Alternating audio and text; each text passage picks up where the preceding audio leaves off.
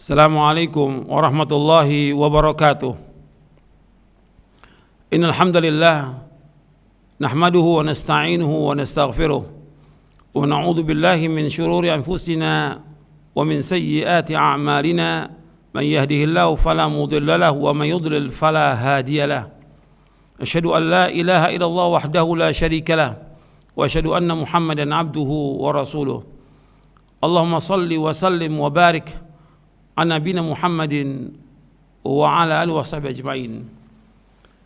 Kepada kaum muslimin yang mudah-mudahan dirahmati oleh Allah Ta'ala di masa wabah ini, dan juga sesudah ada usaha untuk kita mengembalikan kepada seperti semula, yaitu di masa new normal, ada aturan-aturan yang sudah dibuat baik oleh pakar kesehatan maupun yang lainnya, seperti mencuci tangan, menjaga jarak, mengikuti protokol kesehatan, dan juga menyempurnakan yang lainnya.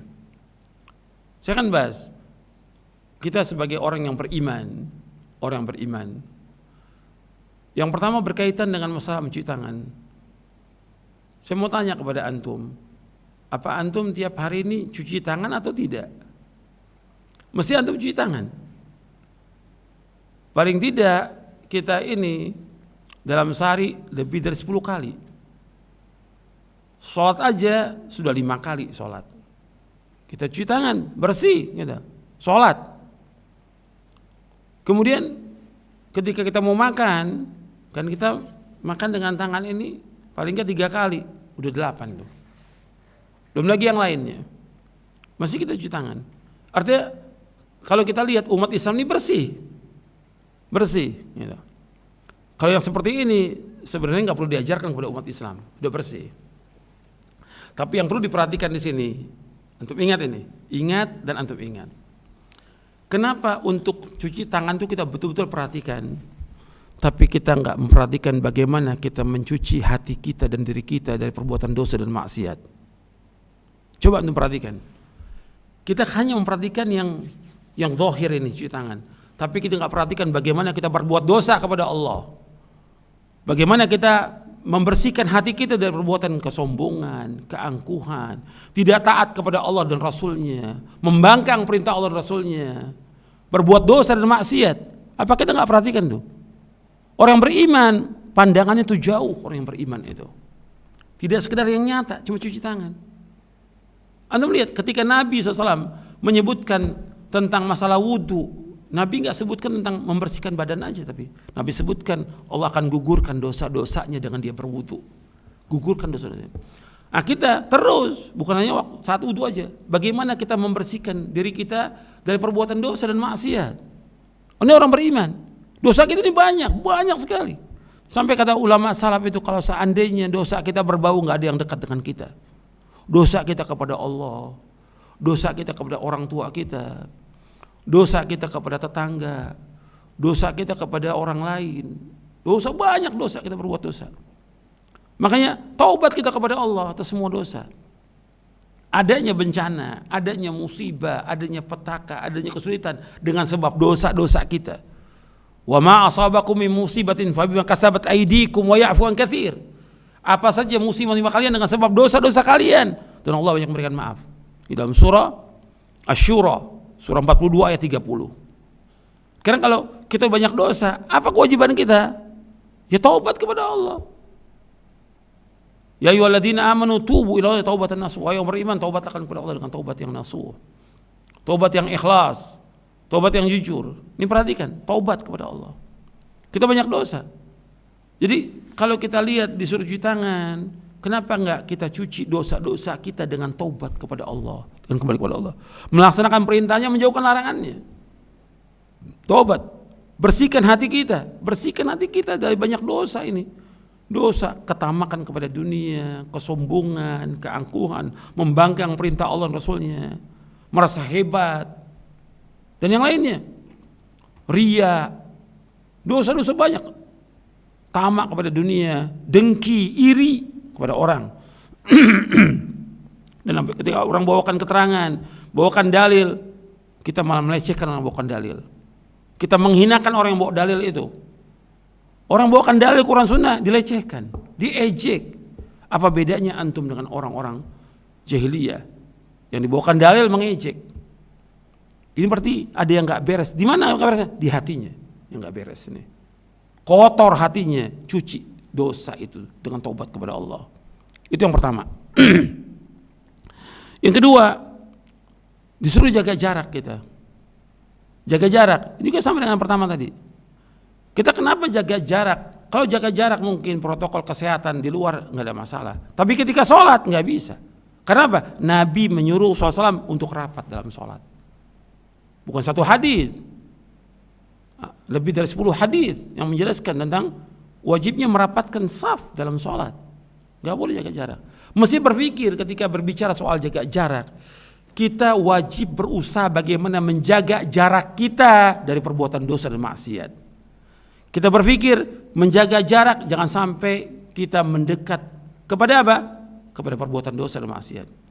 Kita berpikir menjaga jarak dengan siapa? Dengan teman-teman yang jahat. Jaga jarak dengan siapa? Jaga jarak dengan tokoh-tokoh dari ahlul bid'ah yang mengajak manusia kepada kesyirikan dan bid'ah. Jaga jarak dengan mereka. Maka Nabi bersabda SAW berkaitan dengan masalah teman, itu punya pengaruh. Itu jaga jarak dengan teman-teman yang jahat. Kata Nabi, la tusahib illa mu'minan wa la ya'kul ta'amaka illa taqiyun. Janganlah kalian bersahabat kecuali yang beriman saja, dan jangan makan orang yang bertakwa. Jangan bergaul dengan orang-orang yang tidak baik. Jaga jarak dengan mereka. Betul, tapi bukan dalam sholat jaga jarak. Jaga jarak dalam pergaulan. Jangan kita berteman dengan ahlul bid'ah. Jangan berteman dengan orang berbuat syirik. Jangan berteman dengan teman-teman yang jahat, yang tidak baik. Jangan berteman dengan orang-orang yang tidak melaksanakan perintah Allah dan Rasulnya. Jangan berteman dengan mereka. Kenapa? Agama kita tergantung dengan teman kita. Nabi bersabda SAW dalam hadis yang hasan, al-mar'u ala dini khalil falyanzur al-kumani khalil. Seorang itu agama tergantung temannya, kepada siapa berteman. Jaga jarak kita dalam bergaul ini. Jangan semua kita dekati. Yang ketiga, disuruh kita memperhatikan protokol kesehatan. Orang Islam tetap menjaga soal kesehatan ini. Karena Islam mengajarkan demikian. Tapi kita menjaga gak tentang protokol hukum Allah? Ini halal, ini haram, ini boleh, ini tidak, ini tauhid, ini syirik, ini sunnah, ini bid'ah. Kita jaga nggak itu? Mesti orang beriman menjaga itu. Orang yang beriman mesti menjaga. Ini kan kita terbawa arus nih, protokol kesehatan. Betul kita jaga itu. Tapi yang lain tentang hukum-hukum Allah kita jaga nggak? Hukum Allah. Mesti kita jaga. Jangan sampai kita jatuh dalam kesyirikan. Jangan sampai kita jatuh dalam perbuatan bid'ah. Jangan sampai kita jatuh dalam perbuatan dosa dan maksiat. Jaga itu. Terus mentauhidkan Allah. Terus kita berusaha bagaimana melaksanakan sunnah, menjauhkan bid'ah. Kemudian yang terakhir kita berusaha bagaimana menyempurnakan tawakal kita kepada Allah. Tawakal kepada Allah. Jangan takut dengan adanya wabah dan segala macam. Jangan takut. Kita orang beriman. Takut hanya kepada Allah. Kita ngaji, kita nuntut ilmu, kita belajar supaya takut. Takut apa? Takut kepada Allah. Bukan takut kepada manusia, bukan takut kepada wabah, bukan takut kepada yang lain. Jangan takut. Tawakal kepada Allah. Sandarkan hati kita dengan jujur, serahkan semua urusan kepada Allah. Enggak akan menimpa kita kecuali yang Allah sudah takdirkan kepada kita. Ingat itu. Allah berfirman dalam surah At-Taubah ayat 51, "Qul la yusibana illa ma kataballahu lana huwa maulana wa 'alallahi falyatawakkalul mu'minun." Katakanlah tidak akan menimpa kita, enggak akan menimpa kami kecuali apa yang Allah sudah tetapkan buat kami. Kepada Allah kami tawakal, orang-orang yang beriman itu. Jadi enggak akan menimpa kita kecuali apa yang sudah takdirkan kepada kita. Kenapa kita harus takut? Sempurnakan iman kita, sempurnakan tawakal kita, tingkatkan iman kita kepada Allah, takut kita kepada Allah, harap kita hanya kepada Allah. Berjalan di atas ini, kita akan mengalami ketenangan. Antum perhatikan orang beriman, ada wabah, nggak ada wabah, di saat wabah, sesudah wabah, semua mengalami ketenangan. Antum lihat orang-orang yang sholat di masjid, ketika sebelum wabah, ada wabah, Tetap. Antum diuji sekarang sama Allah ini. Antum ngaji sekian tahun, antum belajar sekian tahun. Sekarang di sini buktinya ini. Antum benar nggak ilmu antum? Betul nggak amal antum? Di sini ujian ini. Benar nggak tawakal antum? Betul nggak takut antum kepada Allah? Di sini ujian. Jangan kemudian kita lihat itu di saat ujian ini kelihatan. Yang ustadznya takut, nggak mau sholat di masjid. Yang ustadznya takut, sholatnya renggang. Yang ustadznya juga takut, pakai masker. Yang ustadznya nggak mau dia untuk mendekat. Kok seperti ini? Sampai Jumat gak datang. Antum berat loh hukuman Allah tentang masalah ini. Ini bukan masalah besar. Yang kita ikut dalil. Di mana Allah uji ini untuk menguji iman kita benar apa tidak, jujur apa enggak kita.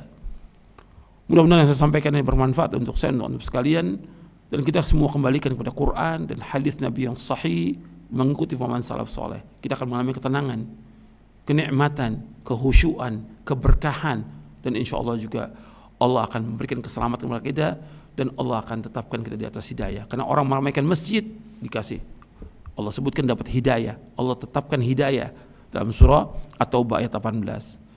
Mudah-mudahan yang saya sampaikan bermanfaat untuk saya dan untuk sekalian. Wassallallahu Nabi Muhammadin sallallahu alaihi wasallam wa akhiru da'wana alhamdulillahirabbil alamin.